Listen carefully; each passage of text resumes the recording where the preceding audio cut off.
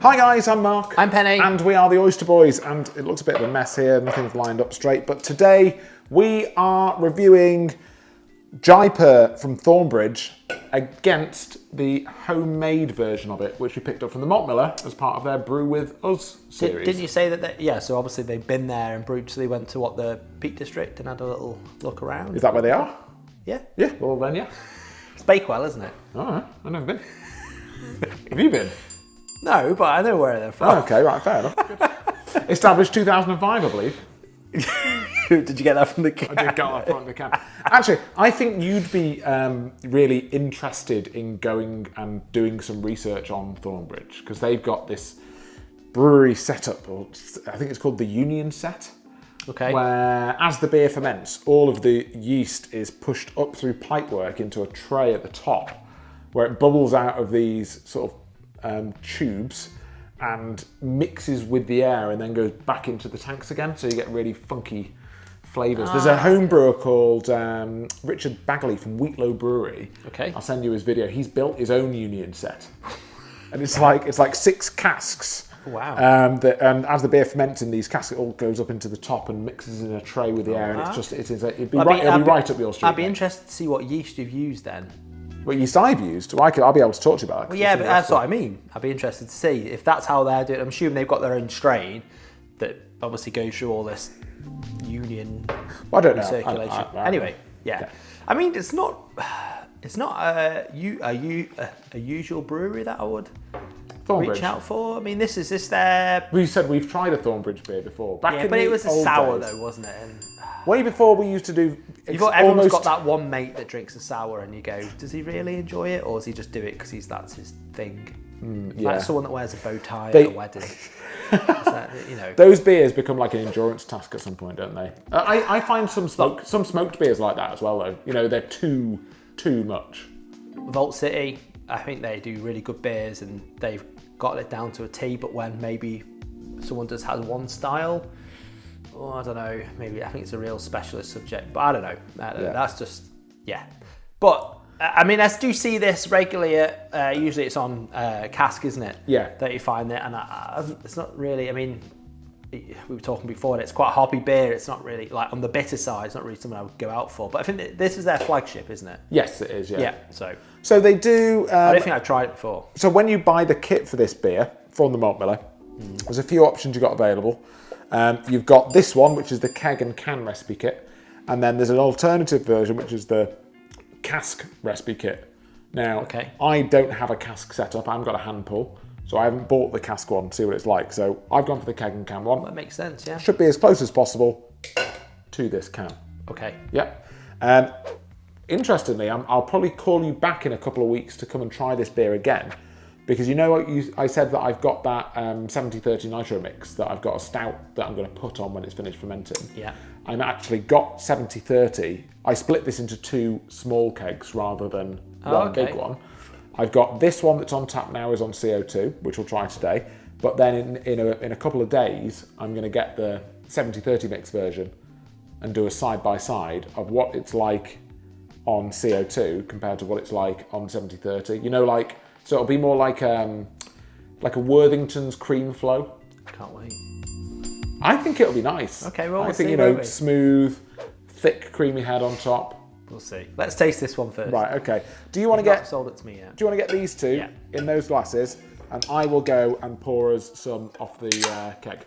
Sounds a plan.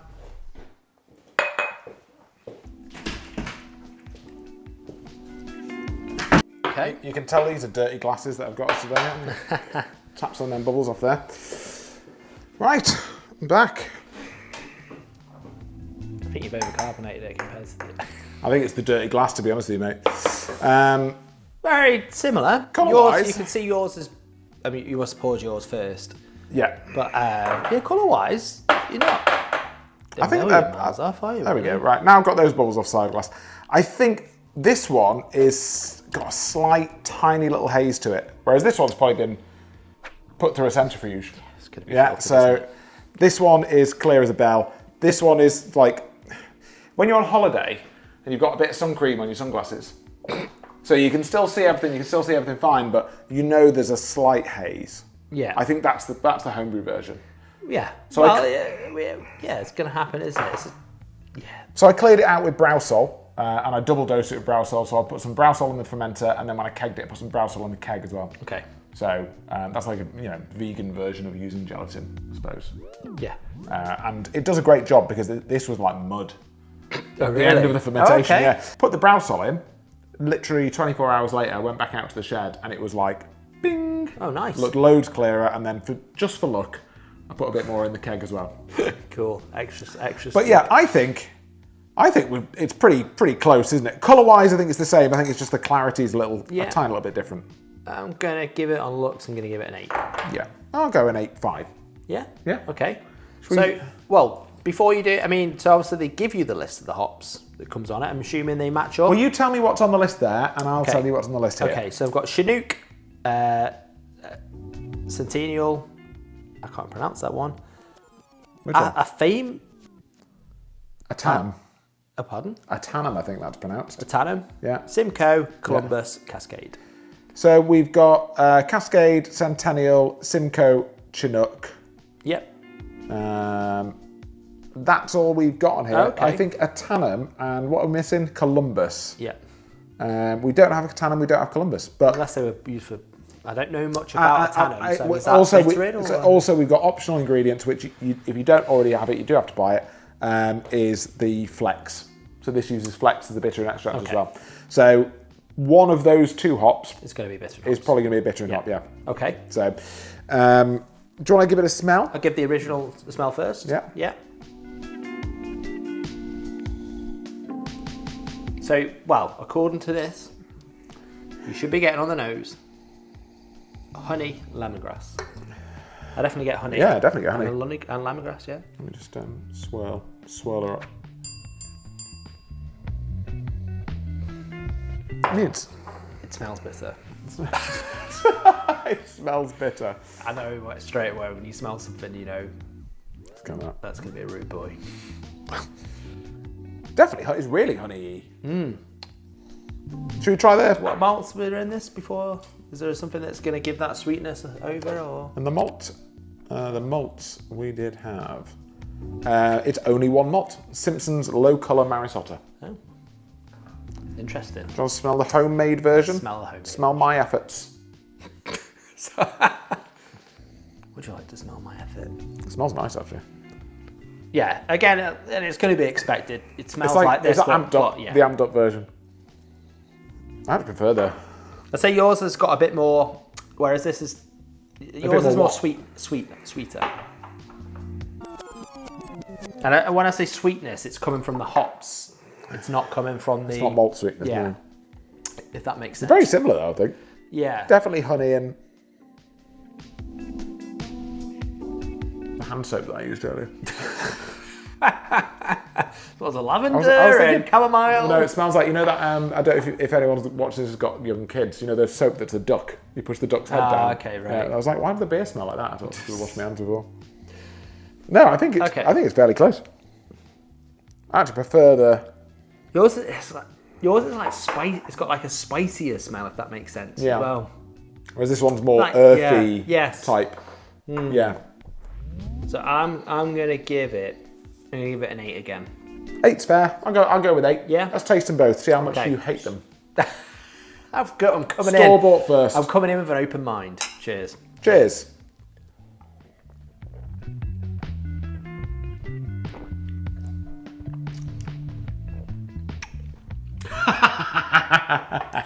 Ooh, that is bit. What? So on the front, it just says it's an India Pale Ale. I reckon if they were to rate West Coast Does it have Pale, the IBU on it? I don't think it'll have the IBUs on it. Does it have on the malt? I can tell you on the Malt Miller's version what the IBU should be. High. I reckon it's going to be high. So it says this goes with a Thai green curry, but 55 IBUs.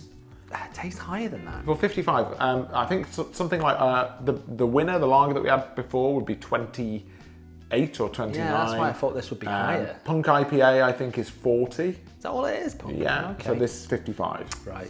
So, yeah, I would put that high. with like a Vindaloo to cut through the spice with the bitterness. It's very bitter. And then you do get some like fresh zesty flavours afterwards, I think. Do you? Yeah, I do. Is this my when you... tongue's like... So when you at the flex? A little bit. So remind At the yourself. start, I was like, oh, this isn't too bad. And then It's a long bit it's drawn out, isn't it? Yeah. It's good though. Tastes good. Should we try the homemade one? Yeah. Cheers. Cheers.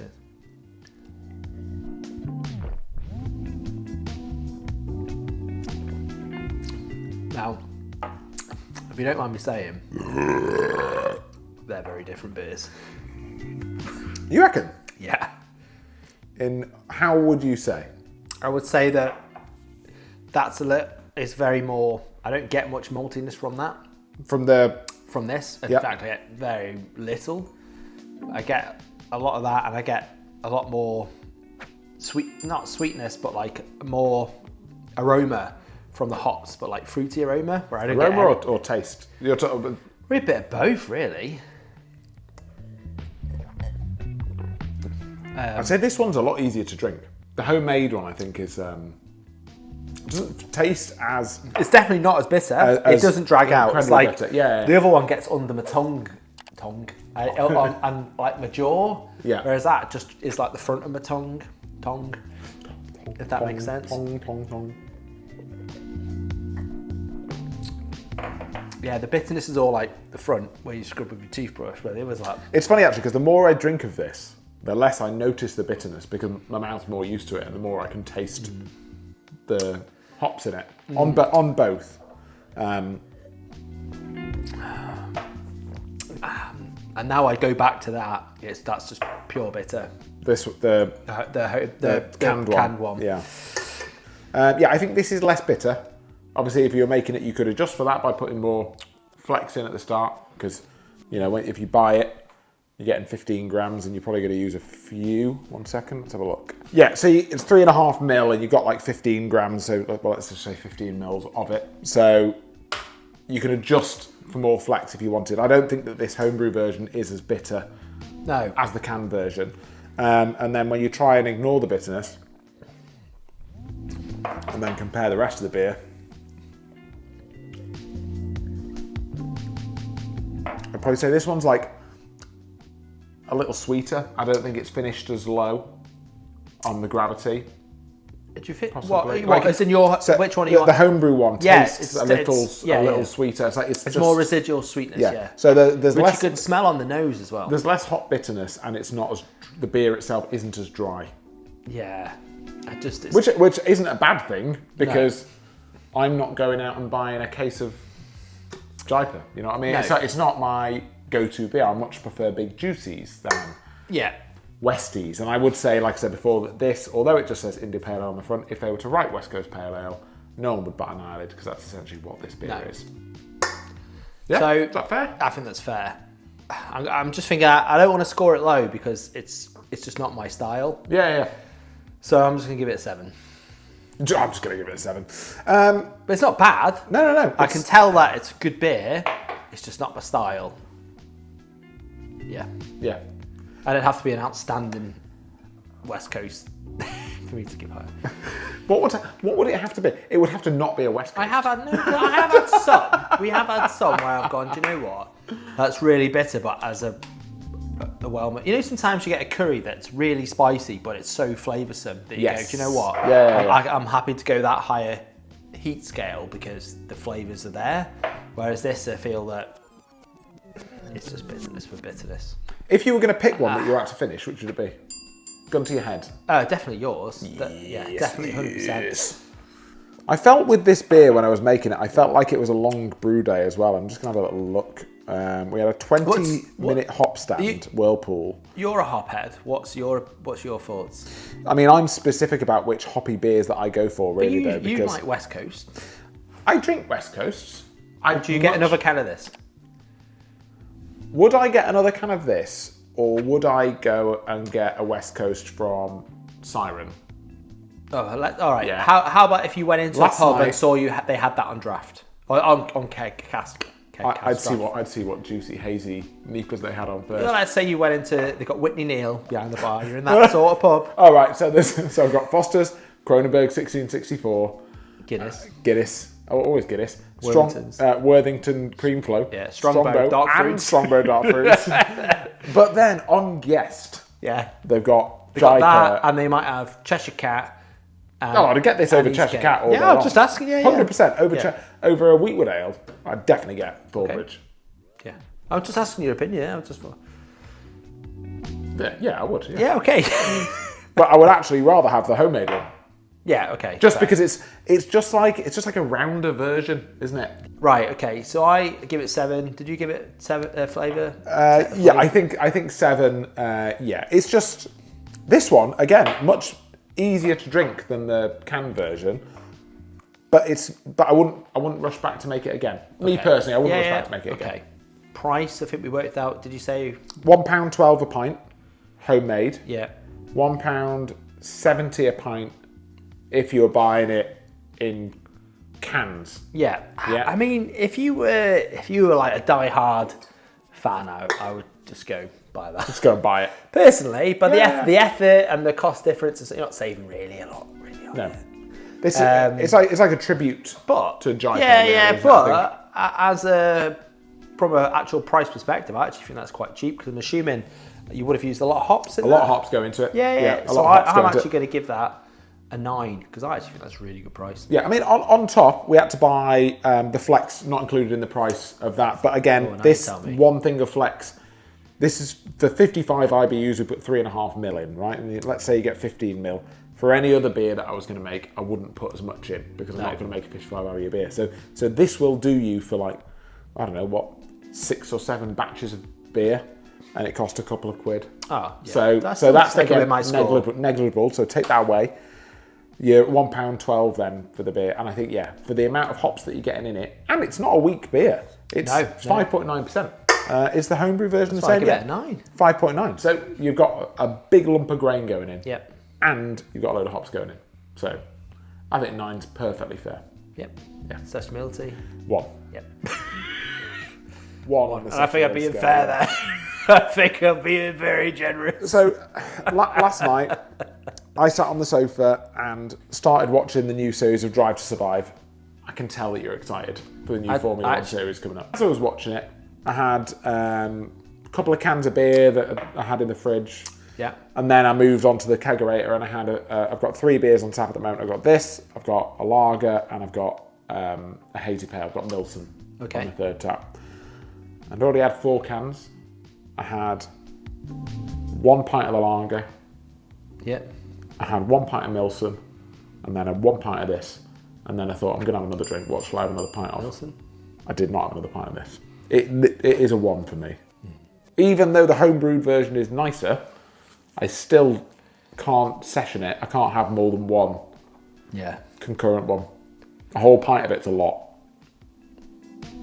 I don't dislike it. I just would move on to another beer. Yeah, it's just it's heavy. It's heavy. Yeah, exactly. So and don't get mixed up with that with the peach beer because you will be in for a surprise. Absolutely. But I think that's all the boxes ticked, all of the scores filled for that. So if I reach down here, I can show you the Oyster score for this beer. I got it out the cupboard down there. All right, okay. Yeah. So there's the Oyster score for this beer. If you liked the video, found it informative and interesting, smash like, hit subscribe, and we'll catch you on the next one. Peace out.